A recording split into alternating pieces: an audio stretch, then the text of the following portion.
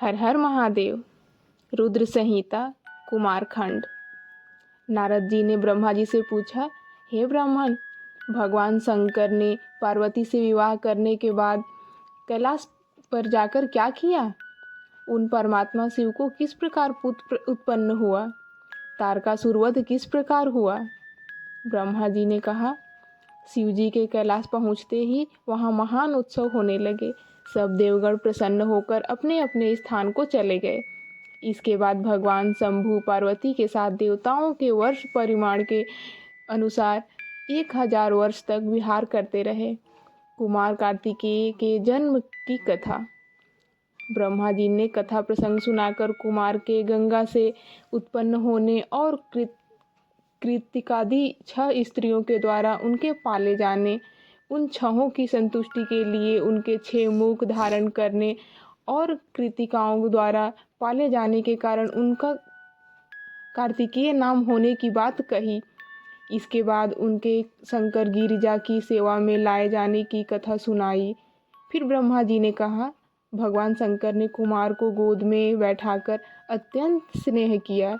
देवताओं ने उन्हें नाना प्रकार के पदार्थ, विद्याएं, शक्ति, अस्त्र शस्त्र प्रदान किए।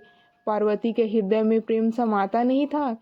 उन्होंने हर्षपूर्वक कुमार को उत्तम ऐश्वर्य प्रदान किया, साथ ही चिरंजीवी भी बना दिया। तारकासुर संग्राम। इसी बीच देवताओं ने भगवान शंकर से कहा, प्रभु, तारकासुर कुमार के हाथों ही मारे जाने वाला है, इसलिए ही यह पार्वती परिणय और कुमार उत्पत्ति आदि उत्तम चरित्र घटित हुआ है। इसलिए हम लोगों के हितार्थ उनका काम तमाम करने के लिए ही कुमार को आज्ञा दीजिए। हम लोग आज ही अस्त्र शस्त्र से सुसज्जित होकर तारका को मारने के लिए रण यात्रा करेंगे। ब्रह्मा जी कहते हैं, मुने, यह सुनकर भगवान शंकर का हृदय दयाद्र हो गया। उन्होंने उनकी प्रार्थना स्वीकार करके उसी समय तारका वध करने के लिए अपने पुत्र कुमार को देवताओं को सौंप दिया। फिर तो शिव जी की आज्ञा मिल जाने पर ब्रह्मा, विष्णु आदि सभी देवता एकत्र होकर तुरंत ही उस पर्वत से चल दिए। उस समय श्रीहरि आदि देवताओं के मन में पूर्ण विश्वास था कि ये तारकासुर वध अवश्य कर डालेंगे। वे भगवान शंकर के तेज से भयभीत हो कुमार के सेनापतित्व में तारका का संहार करने के लिए रण क्षेत्र में आए। उधर महाबली तारका ने जब देवताओं के इस युद्धोद्योग को सुना तो वह भी एक विशाल सेना के साथ देवों से युद्ध करने के लिए तत्काल ही चल पड़ा। उसकी उस विशाल वाहिनी को आते देख देवताओं को परम विस्मय हुआ। उसी समय भगवान विष्णु आदि संपूर्ण देवताओं के प्रति आकाशवाणी हुई, देवगण, तुम लोग जो कुमार के अधिनायकत्व में युद्ध करने के लिए उद्यत हुए हो, इससे तुम संग्राम में दैत्यों को जीतकर विजयी होगे। ब्रह्मा जी कहते हैं, मुने, उस आकाशवाणी को सुनकर सभी देवताओं का उत्साह बढ़ गया।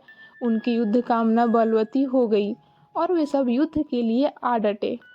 उधर बहुसंख्यक असुरों से घिरे हुए वह तारका भी बहुत बड़ी सेना के साथ वहां आधम का भयंकर युद्ध होने लगा। भगवान श्रीहरि ने अपने आयुध सुदर्शन चक्र और षडंग धनुष को युद्धस्थल में महादैत्य तारक पर आक्रमण किया। इसके बाद सबके देखते देखते श्रीहरि और तारकासुर में अत्यंत रोमांचकारी महायुद्ध छिड़ गया। तब ब्रह्मा जी ने स्वामी कार्तिकेय से कहा, हे पार्वती सूत, विष्णु और तारकासुर का यह व्यर्थ युद्ध शोभा नहीं दे रहा है, क्योंकि विष्णु के हाथों इस तारका की मृत्यु नहीं होगी। यह मुझसे वरदान पाकर अत्यंत बलवान हो गया है। हे पार्वती नंदन, तुम्हारे अतिरिक्त इस पापी को दूसरा कोई नहीं मार सकता। तुम शीघ्र ही इस दैत्य का वध करने के लिए तैयार हो जाओ। तारका का संहार करने के लिए निमित्त ही तुम शंकर से उत्पन्न हुए हो। ब्रह्मा जी का यह वचन सुनकर कार्तिकेय प्रसन्नता पूर्वक तथास्तु ऐसा ही होगा कहा और वे युद्ध के लिए तत्पर हो गए। कुमार कार्तिकेय के साथ तारकासुर का भयंकर युद्ध होने लगा। सबके देखते देखते कुमार के आघात से तारकासुर सहसा धराशायी हो गया और उसके प्राण पखेरु उड़ गए। महाबली दैत्यराज तारका के मारे जाने पर सभी देवता आनंद मग्न हो गए।